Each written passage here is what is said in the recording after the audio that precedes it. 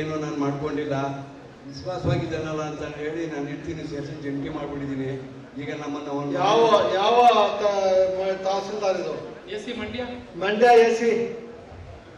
ಅದರಿಂದ ನನಗೆ ಅದನ್ನ ನಾನು ಸ್ವಾಧೀನ ಮಾಡಿಕೊಟ್ಟು ನಾನು ಜೀವನ ಉದ್ಧಾರ ಮಾಡಬೇಕು ಅಂತ ಲಿಂಗಯ್ಯ ಸಾಹೇಬ್ರೆ, ಅಲ್ಲಿ ಹಿರಿಯ ನಾಗರಿಕರ ಕಾಯ್ದೆ ಅಂತ ಒಂದು ಕಾಯ್ದೆ ಇದೆ.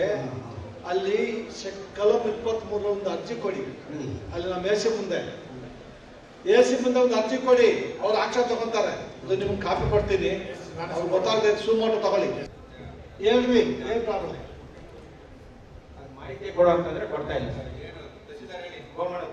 ಅಲ್ಲ, ಏನ್ ಮಾಹಿತಿ ಬೇಕಂತ? ಅಲ್ಲಿ ಯಾವತ್ತು ಸಾಗುವಳಿ ಚೀಟಿ ಬೇಕಾ?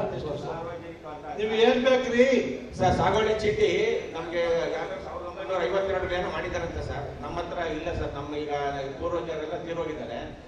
ಈಗ ಕೌತಿ ಖಾತೆ ಮಾಡಿಸ್ಬೇಕು. ಕೌತಿ ಖಾತೆ ಮಾಡಿಕೊಡೋಂತ VA ಕೇಳಿದ್ರೆ ಅವರು ನಿಮ್ಗೆ ಮಂಜೂರಾಗಿರೋ ಕಾಪಿ ಕೊಡೋದು ಕೇಳ್ತಾರೆ. ಇವ್ರ ಹತ್ರ ಕೇಳಿದ್ರೆ ನಮ್ಮ ಹತ್ರ ಇಲ್ಲ ಅಂತ ಹೇಳಿ 53 ಇಸ್ವಿಲ್ ಆಗಿದ್ದನ್ನು ಬಂದು ನಮ್ಮ ಮುಂದೆ ಮಾಡಕ್ಕೆ ಪವರೇ ಇಲ್ಲ. 5 ವರ್ಷ ಮೇಲ್ಪಟ್ಟು ಪವರೇ ಇಲ್ಲ. ಅಲ್ಲ ಸರ್, ಮಾಹಿತಿ ಅವ್ರ ಮಾಹಿತಿ ಕೊಟ್ಟಿಲ್ಲ. ಯಾಕ್ರಿ ಕೊಟ್ಟಿಲ್ಲ ಮಾಹಿತಿ ಯಾಕಲ್ಲಿ? ಸರ್, ಈಗ ನಮ್ಮ ಹತ್ರ ಇನ್ಫಾರ್ಮೇಶನ್ ಕೊಡಿ ಅವ್ರಿಗೆ. ಎಸ್ ಸರ್, ಚೆಕ್ ಮಾಡಿ ನಮ್ಮ ಹತ್ರ ದಾಖಲೆ ಕೊಡಿ ಸರ್. ಈಗ ಅದೇ ಪ್ರಸನ್ನ ಅಂತ ಒಂದು ನಿಮಿಷಪ್ಪ ಕೇಳಿ ಸ್ವಲ್ಪ. ಇದು 53 ಇಸ್ವಿದು ನೀವು ಮಾಹಿತಿ ಕೇಳಿದೀನಿ. ಕೊಟ್ಟಿಲ್ಲ ಅಂದ್ರೆ ಸೆಕ್ಷನ್ 19(1) ರೈಟ್ ಇನ್ಫಾರ್ಮೇಶನ್ ಆಗ್ತದೆ. ಅಪೀಲ್ ಇದೆ.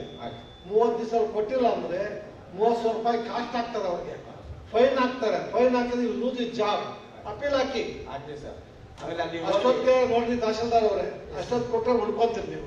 ಕೊಟ್ಟಿಲ್ಲ ಅಂದ್ರೆ ಅವ್ರು ಅಪೀಲ್ ಹಾಕಿದ್ರೆ ಯು ಲೂಸ್ ಯುವರ್ ಜಾಬ್. ಅಲ್ಲಿ ಏನಾಗಿದೆ sir, records clear Prasanna address ತಪ್ಪು ಬರ್ದು ಕಳಿಸ್ತಾರೆ. Application under Right Information Act to provide information in respect of the grant made in 1953 but not responded. Thereby the present complaint is under the clause of section 19(1) of the Right Information Act. If not published to the time. In your above, the complaint hereby closed. It referred complaint to approach the appellate authority.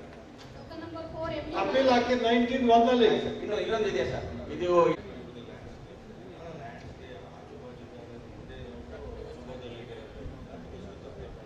ಯಾಕ್ರಿ ಆಜುಬಾಜರು ಹದ್ದುಬಸ್ತು ಸರಿಯಾಗಿ ಮಾಡ್ಕೊಟ್ಟಿಲ್ಲ ನೀವು?